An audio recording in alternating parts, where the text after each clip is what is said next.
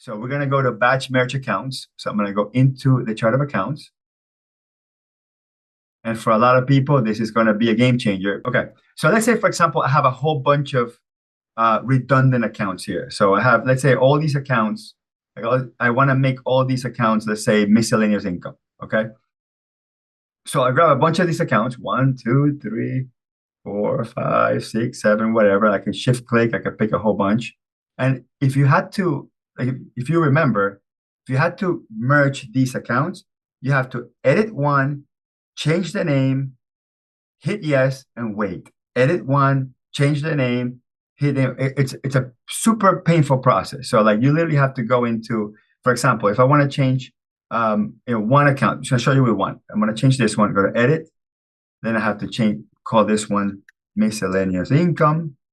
Then I have to notice that these are the same here. Then I click on save. Then it's gonna ask me, are you sure? And you have to click yes.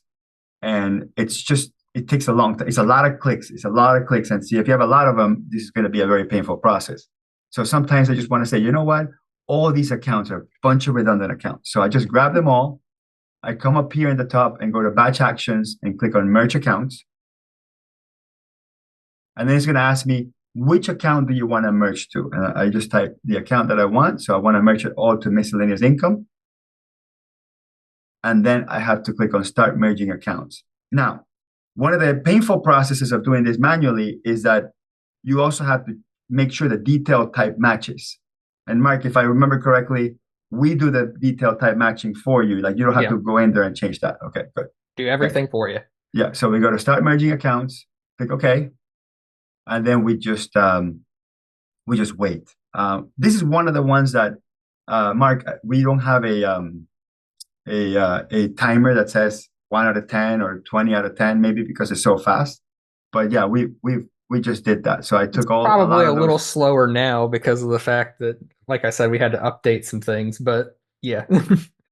Yeah, so I'm gonna grab these more redundant accounts here. Go to merge, put all of those into miscellaneous, start merging. Also, it's important to keep in mind that you cannot undo this. You can't undo this. Okay, so there's a question here. That's a very good question from Cindy, which is what happens to the sub accounts? You know what is interesting? I don't remember off the top of my head. I'm assuming it wouldn't even merge if it has sub accounts under it, but I don't know that it wouldn't. Right. So you either work or you get an error saying it doesn't work. But about sub accounts, I can so check that something out. else you can do is, for example, let's say that I wanted to make all these accounts sub accounts of one new category. So I'm going to go to new, and then I'm going to call it admin expenses. So I'm creating one generic sub account called admin expenses. I mean, a regular account called admin expenses. And then I'm going to grab multiple accounts. Okay, so I'm grabbing multiple accounts all in one shot. And then I'm going to come up here and go into change all to sub accounts. So it's a little bit different than merging. This is like just reorganizing, but it does them all in one shot. So I go to change all to sub accounts. And then I'm going to call this is admin expenses. And go to start converting to sub accounts. And I'll go in boom, boom, boom, boom, boom, boom, one at a time. And it puts them in a group for you. So if you don't want to merge, and this is something I recommend, this is more of a personal tip, because you cannot undo a merge. A lot of times, instead of merging, what I do is I create big parent categories. I create the groupings in batch, and this before RightTool, this was a very manual process. Then I show the P&L to my client, and if they like it, then I do the merging afterwards, right? Because there's no undo process. But that's really cool. And the other thing that's really interesting is, let's say, for example, that all these things are gonna change category, like they're gonna change account type. So let's say all these are supposed to go into, let's say, cost of goods sold. So this is even more interesting. So I can create admin cogs. Sorry, I know that's a weird that's what do you call that, oxymoron. Okay, so I got an account called admin cogs. Okay, or let's just say direct admin costs or something like that. Again, I know it's a weird oxymoron. and I'll pick any detail type. It really doesn't matter.